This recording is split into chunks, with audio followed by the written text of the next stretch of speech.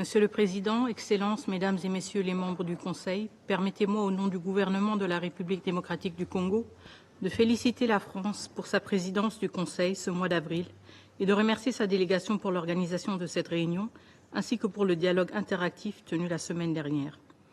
Je salue ici aussi la présence de mon frère, son Excellence Monsieur Tete Antonio, ministre des Relations extérieures de l'Angola et président du Conseil exécutif de l'Union africaine, ainsi que la présence de l'envoyé spécial du secrétaire général pour la région des Grands Lacs et de la directrice exécutive de l'UNICEF et des représentants des pays membres de la région des Grands Lacs.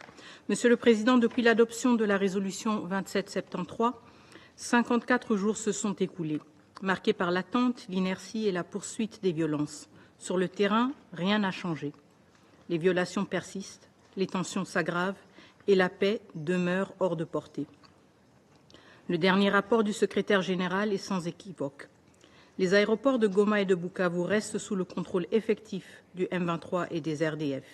Dans les zones occupées, les exécutions sommaires, enlèvements, enrôlements forcés et atteintes aux droits fondamentaux se multiplient. Une dérive plus grave encore s'installe, l'imposition d'un ordre politico-juridique parallèle fondé sur la force au mépris de l'autorité souveraine de l'État congolais. À cette dynamique de prédation politique et militaire s'ajoute une autre urgence tout aussi tragique, la crise humanitaire. Comme l'a souligné le secrétaire général dans son rapport, ainsi que la directrice exécutive de l'UNICEF, elle a atteint un seuil critique. Plus d'1,5 million de nouveaux déplacés, des zones entières inaccessibles et une intensification des attaques contre les camps de déplacés et les centres de soins. Parallèlement, les coupes budgétaires imposées aux agences humanitaires du système des Nations unies compromettent gravement les capacités d'intervention. Les besoins explosent, les ressources s'effondrent et l'espoir s'efface. C'est un appel solennel que nous lançons à la communauté internationale. L'urgence humanitaire en République démocratique du Congo ne peut plus attendre. Il en va de notre devoir moral, mais aussi de la stabilité régionale. Les flux de réfugiés vers les pays voisins fragilisent les écosystèmes sociaux déjà précaires et nous devons le dire avec lucidité. Le retour des déplacés et des réfugiés, dans un contexte d'occupation prolongée et de tentatives de repopulation imposée, est une question hautement sensible. Elle touche à la cohésion sociale et à la mémoire des territoires. Mal gérée, elle deviendra un terreau fertile pour des conflits futurs. Mr. President, the adoption of... Monsieur le Président, l'adoption de la résolution 2773 du Conseil de sécurité marque un tournant. Et pourtant, la situation sur le terrain n'a pas changé.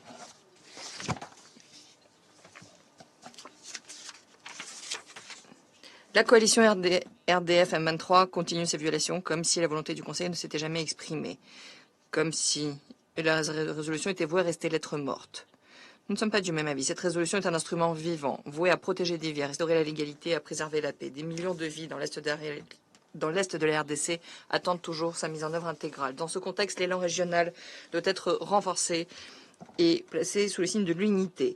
Nous nous félicitons des efforts inlassables du président João Lourenço, le facilitateur désigné par l'Union africaine, dont le travail sans relâche a aidé à préserver le dialogue politique malgré de nombreuses impasses.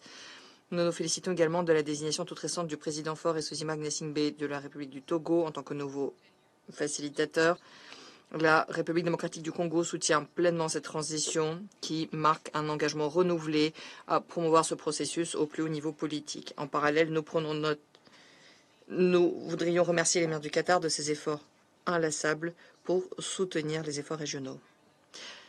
En parallèle, nous nous félicitons des efforts menés par la CAE et la SADC conjointement, notamment grâce au sommet virtuel qui a eu lieu le 8 mars 2025. Ces initiatives régionales sont précieuses, mais elles doivent maintenant être rationalisées et structurées autour du processus singulier mené par la médiation de l'Union africaine. Seule une coordination centralisée, appuyée par un leadership africain fort et reconnu, permettra de ne pas diluer les efforts déployés et contribuera à la crédibilité de l'engagement régional. Cela nécessite également un soutien international cohérent. Le bureau de l'envoyé spécial de l'ONU pour la région de Grand Lac ne peut plus se limiter à un seul instrument. L'accord cadre pour la paix, la sécurité et la coopération de 2013. Ces limites sont désormais bien connues. C'est quelque chose qui doit être reconfiguré avec un mandat clair, ancré, non pas dans un seul accord, mais dans les réalités du terrain.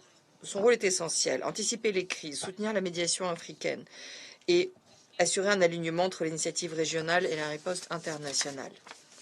L'ampleur des défis sécuritaires, des menaces transfrontalières, l'effondrement des mécanismes de confiance, le fait que l'impunité soit bien trop ancrée, tout cela nécessite un bureau pleinement opérationnel, légitime, renforcé. Mais nous devons également le dire clairement.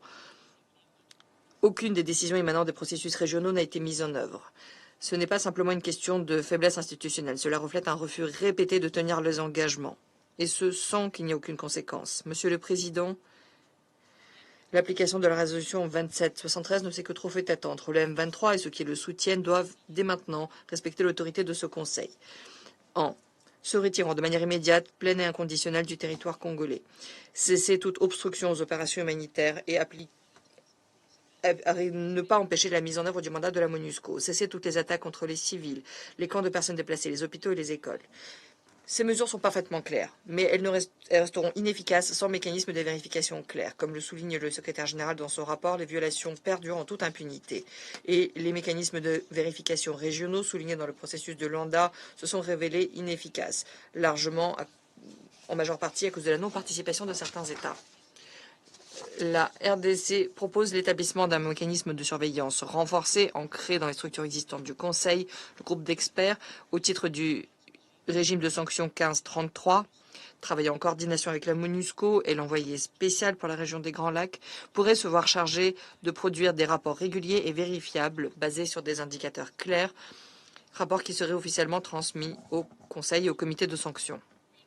Un tel mécanisme donnerait davantage de valeur et d'efficacité à la résolution, viendrait la rendre plus efficace et donnerait au Conseil un outil concret pour assurer la responsabilité de chacun.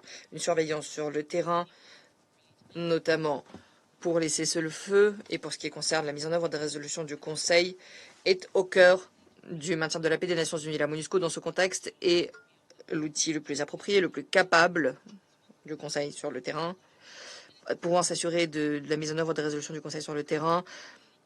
Nous condamnons fermement les tentatives répétées, infondées et indignes de s'attaquer à la légitimité de l'ONU, de ses missions, à son leadership.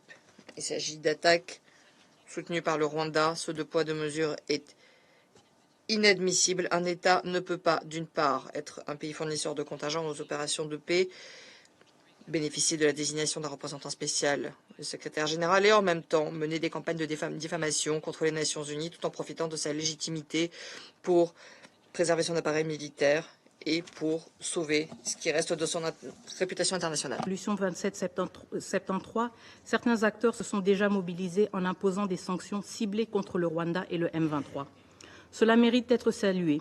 Une décision du Conseil ne peut rester sans suite, en particulier lorsqu'elle est ouvertement violée par un État qui contribue pourtant aux opérations de maintien de la paix.